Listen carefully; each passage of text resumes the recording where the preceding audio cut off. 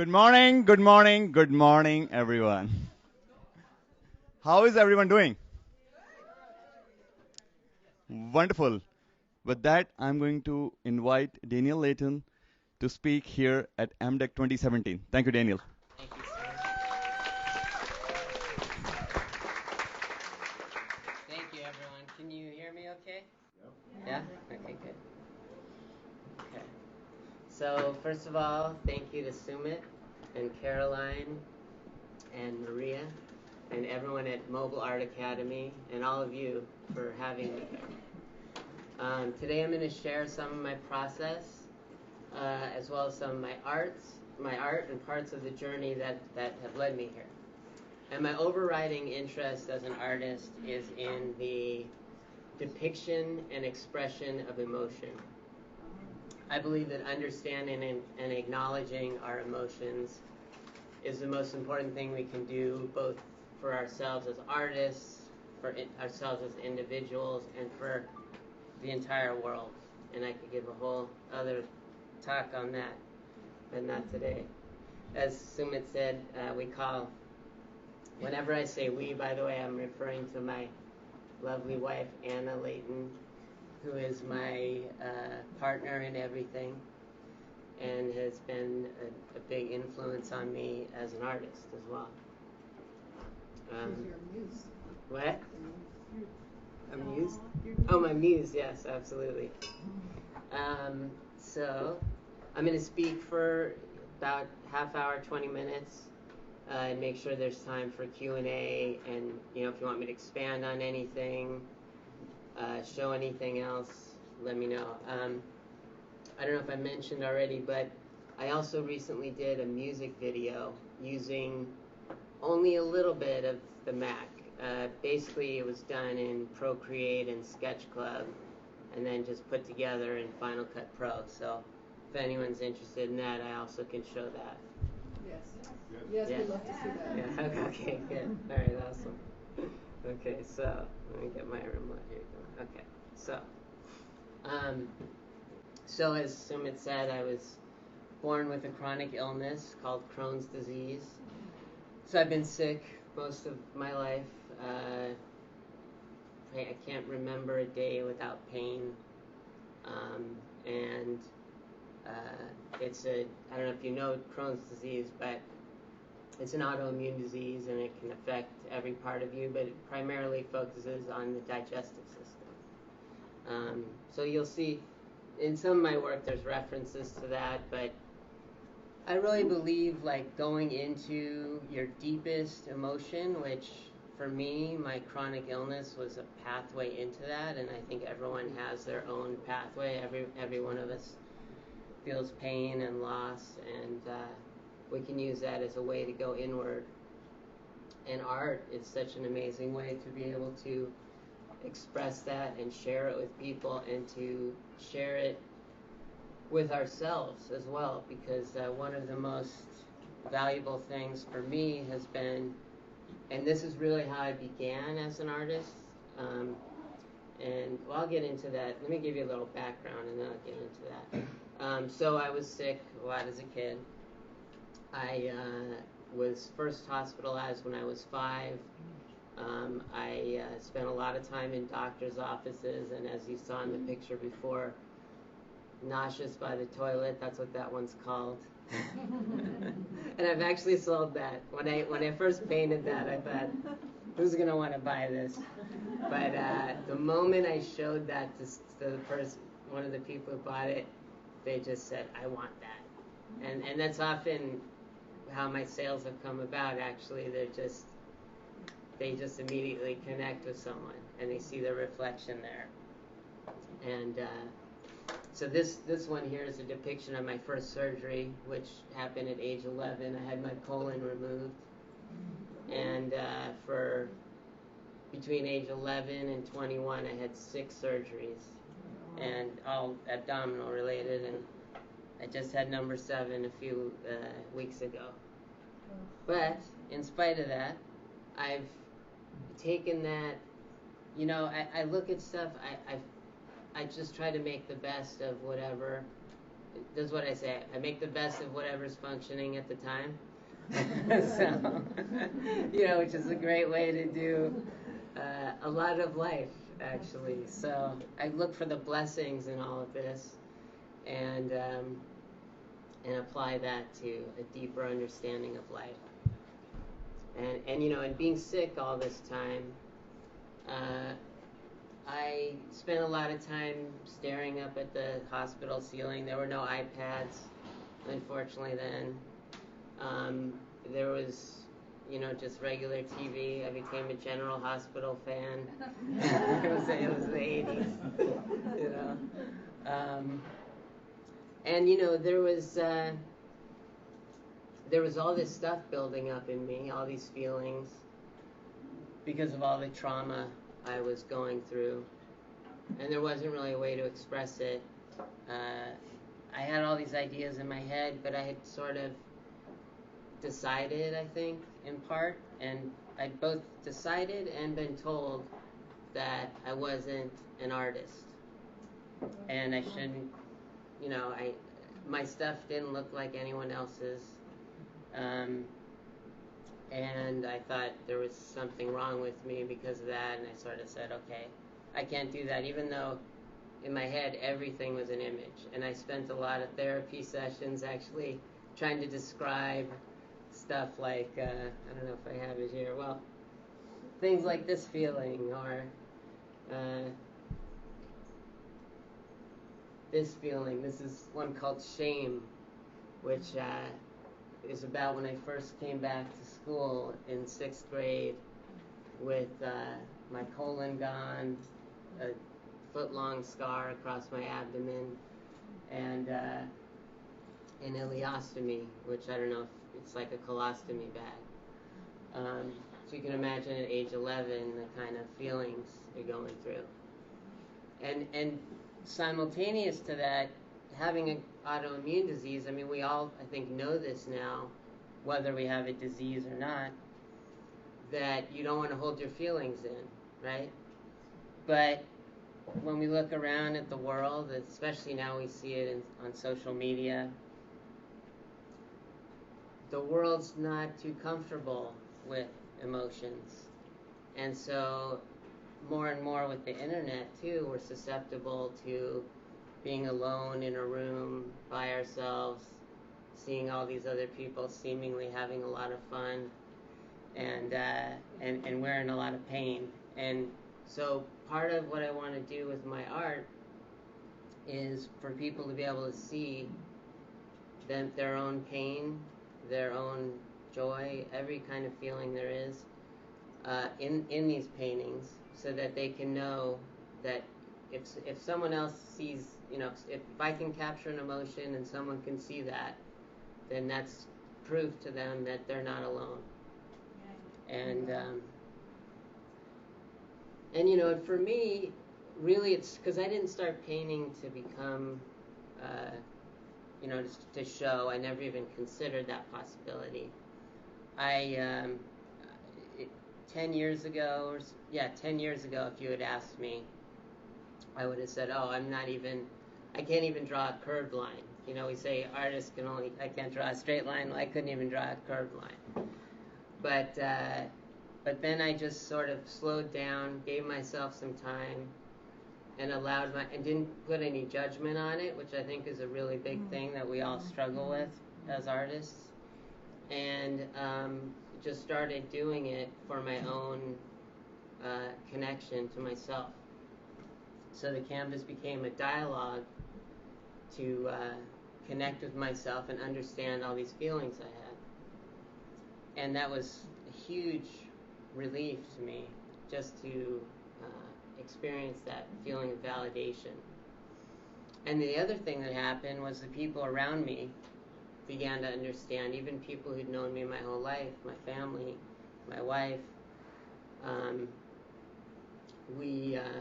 To clarify, my wife has not known me my whole life, but I've been watching a lot of Game of Thrones lately. I don't know.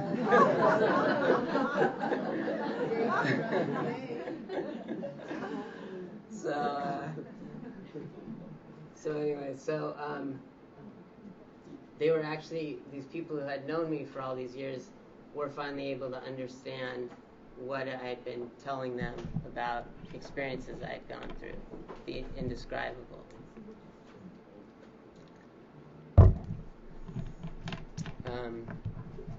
This is a piece called Inside Man, which I think is about being stuck within rigidity, within rigid systems, that sort of thing. One of my favorite quotes that sort of goes along with all this is by Carl Jung, and he says, "Neurosis is always a substitute for legitimate suffering." So what we don't deal with comes back, and it comes out in all these unhealthy ways instead of us expressing it in healthy ways. So that's another part of what I'm looking for in my art. I also, very early on, started making films, and I often thought in multiple dimensions, with sound, with motion, from different perspectives. So I became a filmmaker, and I started making films probably when I was 7 or 8 years old, and got more and more serious as the years went on, and eventually got a film degree from Berkeley. And eventually, I then also got into the web in 1994. So I had been at film school, and I went to a place where they were doing both film and the web back at the beginning of the web. And I got kind of sidetracked going toward the web. And it was fun at first, but eventually it became, I basically hated my job. So, and I wasn't expressing all these things that were driving me, and I was feeling so deeply. So, eventually, I started getting into augmented reality, and I'm going to show you some videos, and then we also have a piece here that you can actually download the app on your phone or iPad and play with it yourself. And we have myself, my wife, my dad over there, my soon-to-be stepmom back there. We all have the app too if you want us to demo afterwards. But I'm going to show some videos of it too. So let me just get ahead to.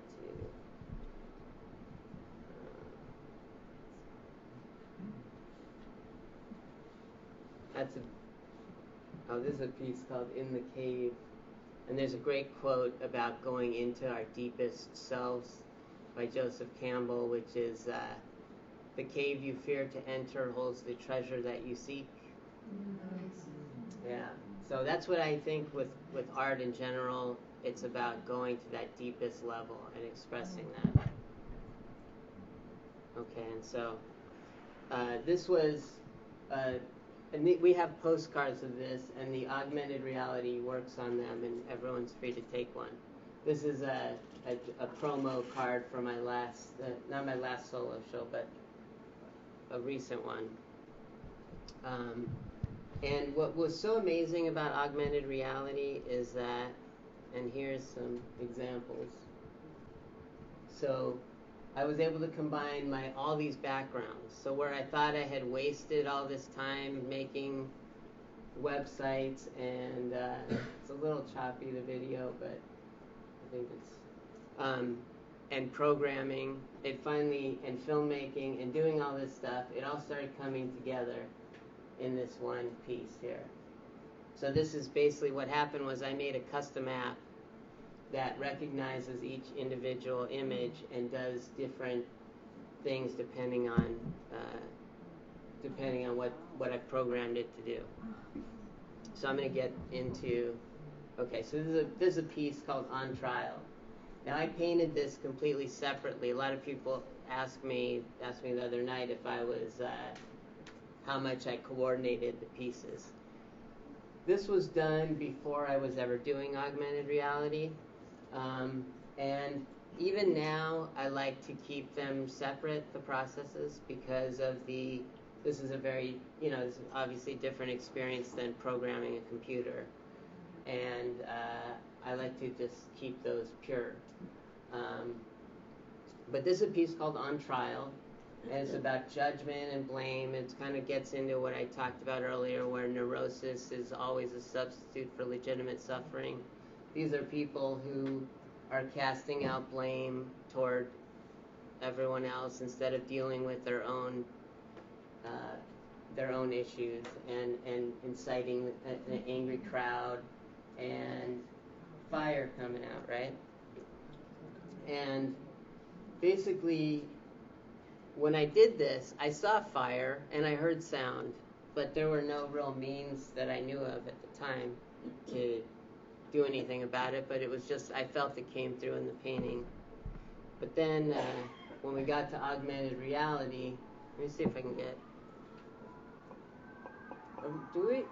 does that volume go through the, A little bit. You can hear it a little bit? Okay. Well, it's an angry crowd, and it gets louder as you get closer, goes down as you move away. And the idea is the fire, and this is an example, you can do it on different kinds of prints. So the first one was a fine art print, and this is a printed at Kinko's sticker that we were going to do a campaign called Non-Judgment Day is Near. You'll see that at the bottom there. We may still do it at some point. Yeah, maybe if you're interested, talk to us. Because even if we just start spreading that around, I think it would be good. So I wanted to take this and bring that more alive for people, bring in different dimensions. The other thing that happens here, I'm going to go to let this go one more time. Those tears put out the fire because the moon is the expression basically puts out the rage and the shame and all that. This is a piece called Tied Up at the Hospital. So this was when I was first diagnosed with Crohn's disease, and I was 5 years old, and they brought me in. I was in for different tests and all sorts of drugs, and didn't know really what was going on, and the doctors brought me into a room and didn't tell me anything about what was going to happen, and then they tried to put a tube in me, and I was fighting them off, and you relate, I see. It's That's like crazy. Yeah, I mean, I'm still, when I talk about it now, it's still, I still feel it. It's because I wasn't able to fend for myself. So you go and, the red nervous system is lit up with the fight or flight or freeze response, and the yellow is my emotions leaving my body, the disconnect, the dissociation, the detachment. And so in the augmented reality, another amazing thing you can do, let's see, is this playing? Okay. Another thing is you can add video. So I went to film school, so I was able to take my films and incorporate them into the app and just add a whole other dimension to the story of the painting. And when you see this, especially in person, and I don't know how much of a sense of it you're getting here or not, but it looks like there's a portal to another dimension in the wall where the painting's hanging. Does everyone sort of get what's going on? Is it clear? Okay. So and then there's also, I don't know if it really shows it in the video, but that part that where the emotions are leaving the body, there's like particles coming out, and it's in 3D space. So like if you turn to the side, you can see it outside the frame of the painting, which is really neat. And then if you tap on it, it shows another film. There's 2 different films, and they each show, part of it shows like the before and the during of the trauma, and part of it shows some of the after and the attempt to reconnect. And one of the stars of this film is sitting right over there. In fact, he's wearing the t-shirt of the painting too, and he bears a striking resemblance to me.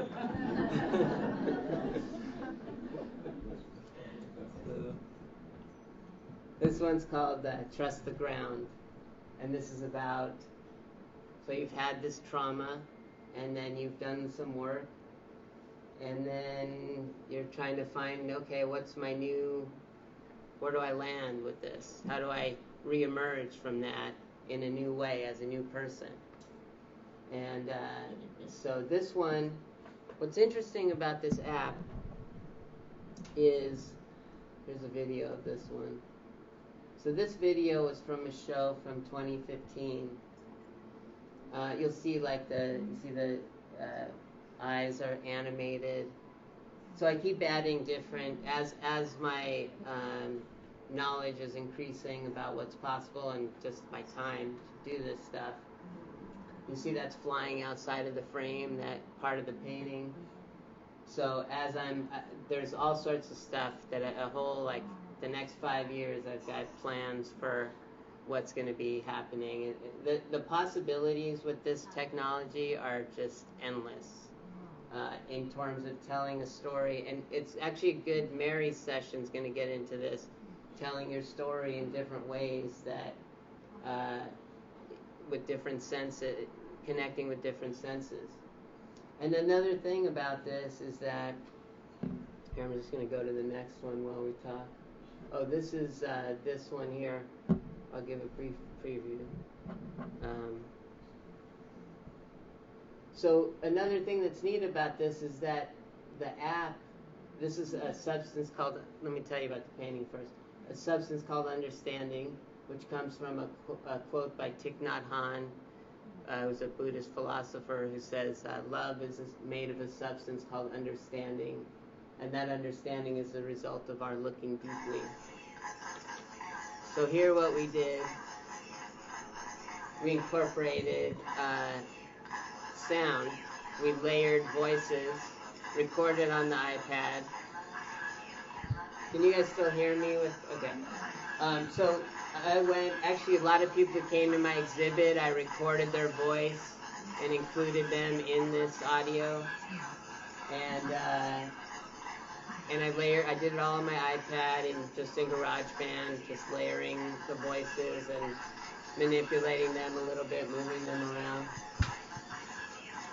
And this piece, I'm just going to pause it for a sec. The piece that we were just on, what's really neat about that is we customize it. So that's another thing you could do. So we sold the first print I sold of that was to a family. So I recorded the mother, the father, and the 2 daughters saying I love you.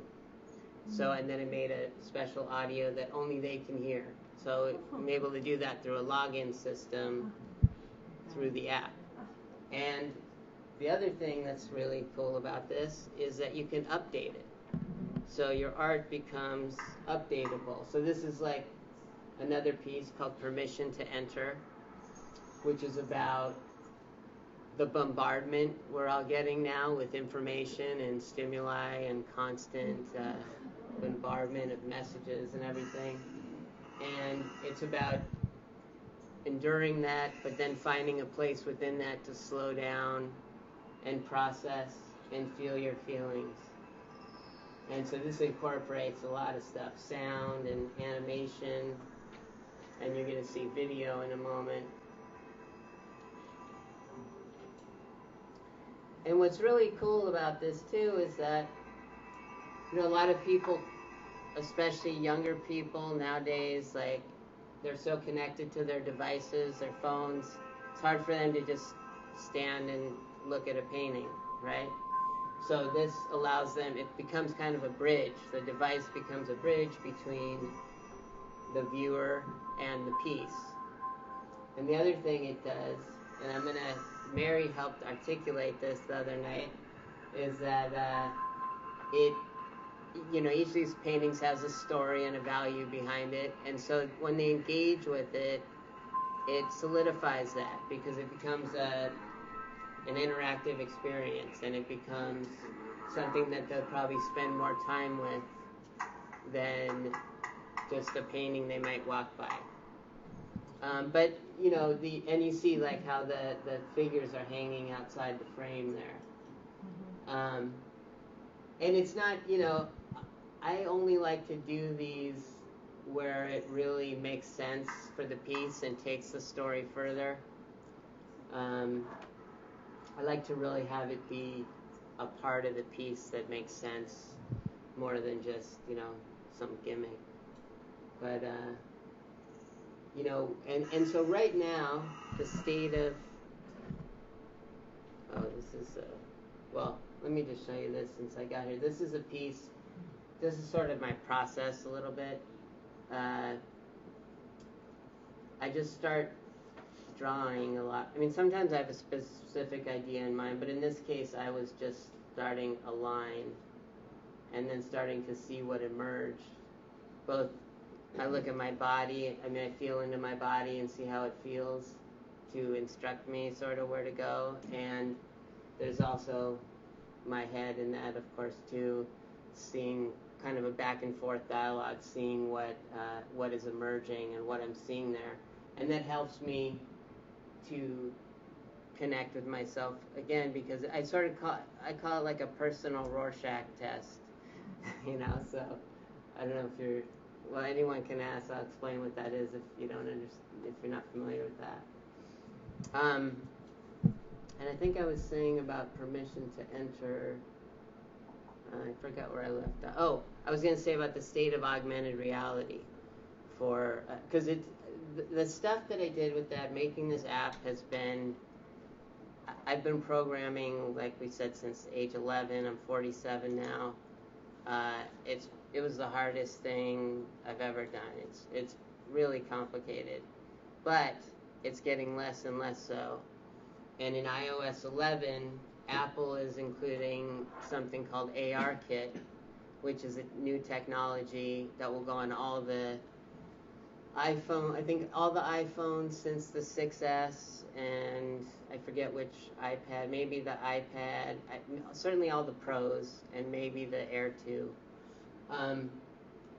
And so that enables more developers to create AR more easily. And eventually what's going to happen, whether it may not be this fall at their announcement, but it's down the road somewhere, I guarantee it, is essentially iMovie for augmented reality. So at some point, it's going to be on everyone's iPad. It'll be much easier to do, and you'll be able to incorporate all those different things in your own pieces. So it's 9:33. I'm thinking maybe I should like pause or stop and see if any questions, or I could play the video too. The music. Let's play the video. Play the video. Okay. Yeah.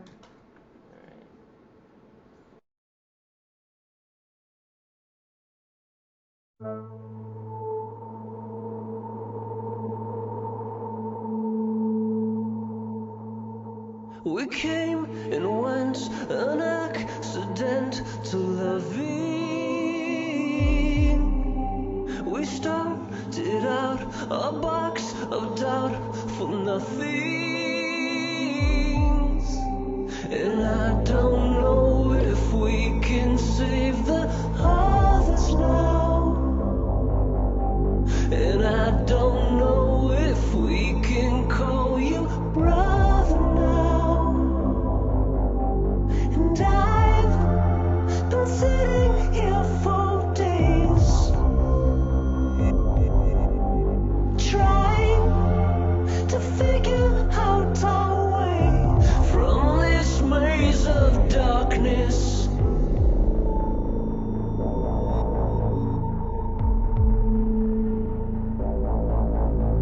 You talked so tough, we called your bluff, now you're running. You're just a man, a broken plan, no becomings. And I don't know if we can save the others now. And I don't know if we can call you brother now. And I've been sitting here for days, trying to figure out our way from this maze of darkness.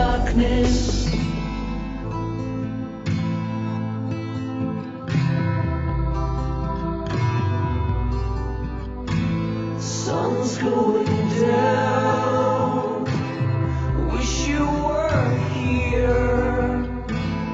We were all friends this time last year. And I've been sitting here for days, trying to figure out our way. Yes, I've been sitting here for days, trying to figure out our way from this maze of darkness.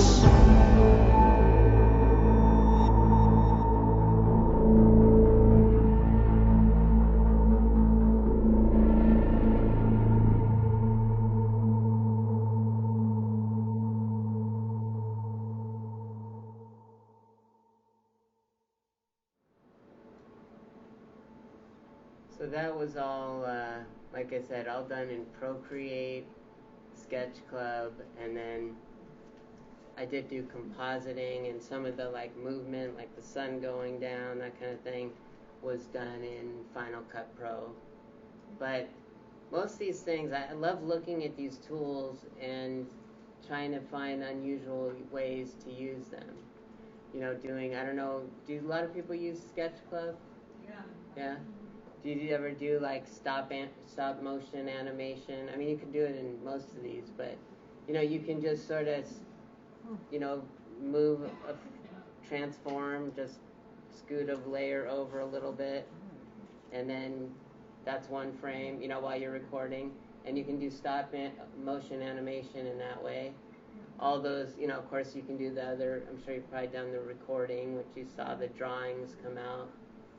And you can do, you want to make sure you have a transparent background. There's things like that, but any questions, I'm happy to answer that stuff.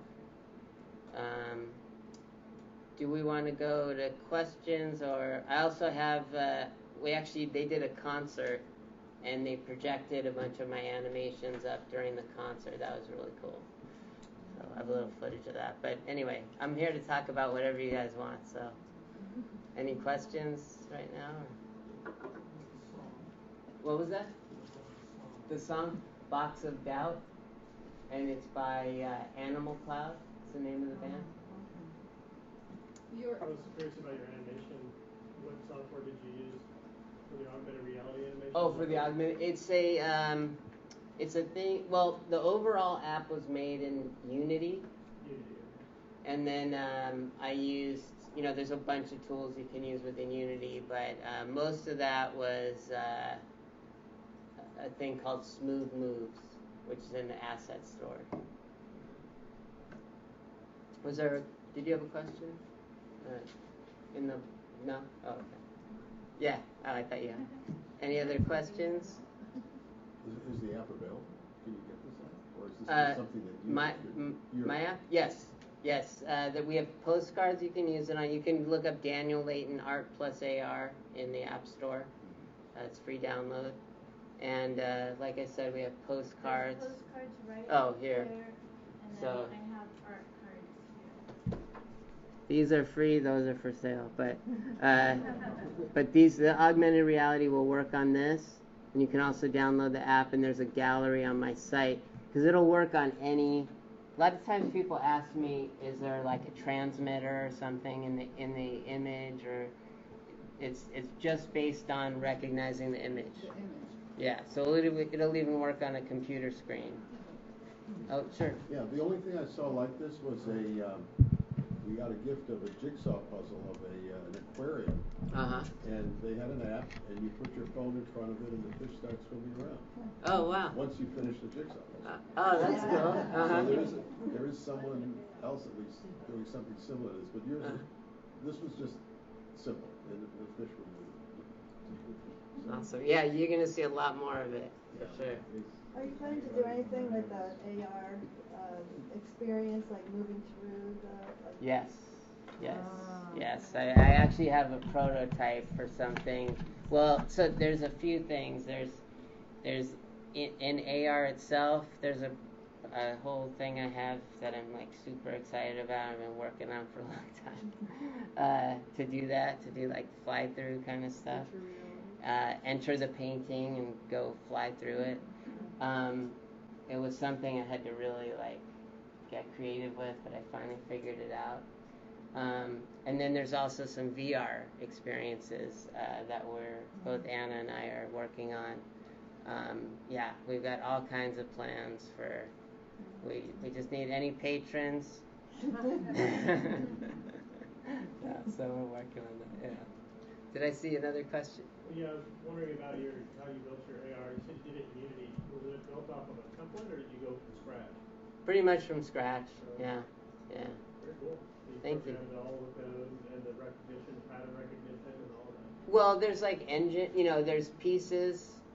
Okay. But I put them together in my way, and there was a lot of stuff that didn't work the way I wanted it to work, and so I had to go into into C# and learn. Yeah. Is this anything that you would ever imagine working with children who are in pain? Absolutely, yes. I just think this would be so inspiring. Yeah, I would.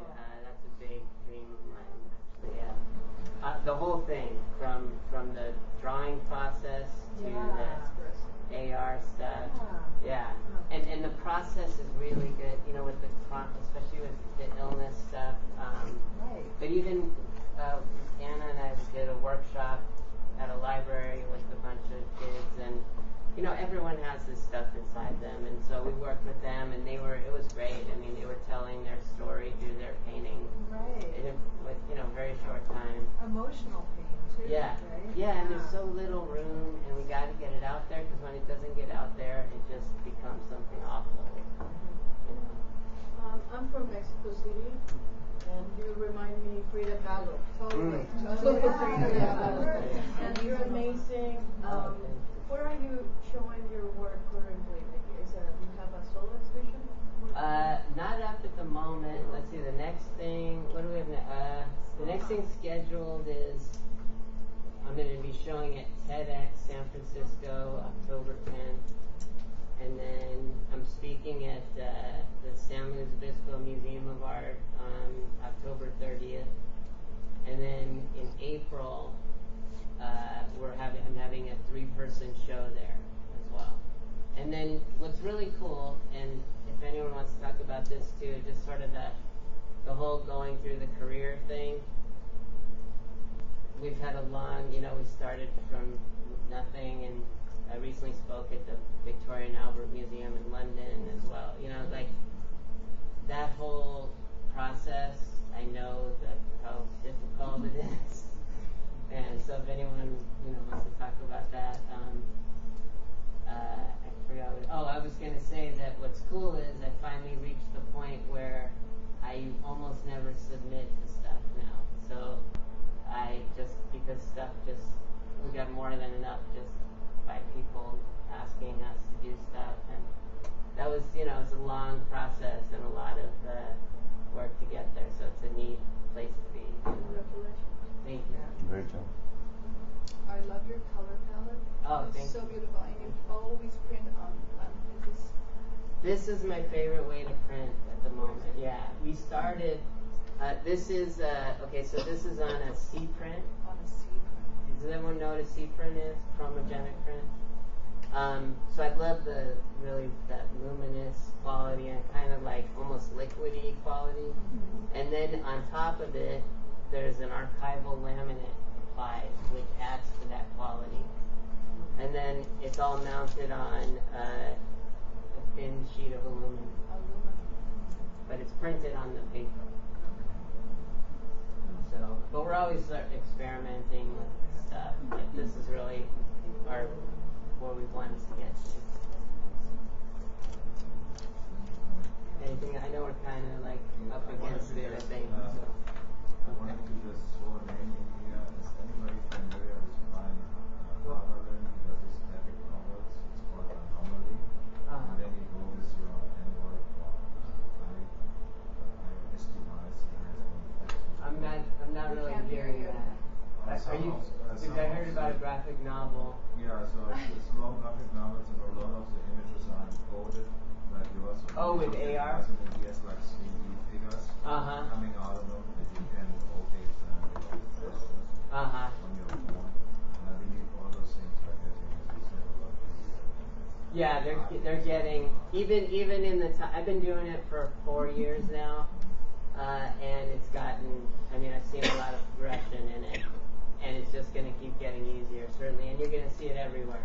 I mean, it's a lot of people think, and I agree, that it's going to be bigger than VR, just because there's more practical applications. And VR is great. There's a lot of great applications for that too, but AR is what everyone's kind of predicting now is going to be the next big computing platform. But it can still be used for art. Yep, that's awesome. Daniel, before you leave, could you just repeat the cave quote? The cave that you fear to enter. The cave you fear to enter holds the treasure that you seek. Treasure. Yeah. That's beautiful. Yeah, isn't it? Wonderful. I love Joseph Campbell. Highly recommend it. Joseph Campbell. Joseph Campbell, yeah. Oh, yeah. I can talk about him all day, too. He's amazing. That's great. Look up The Power of Men. Yeah.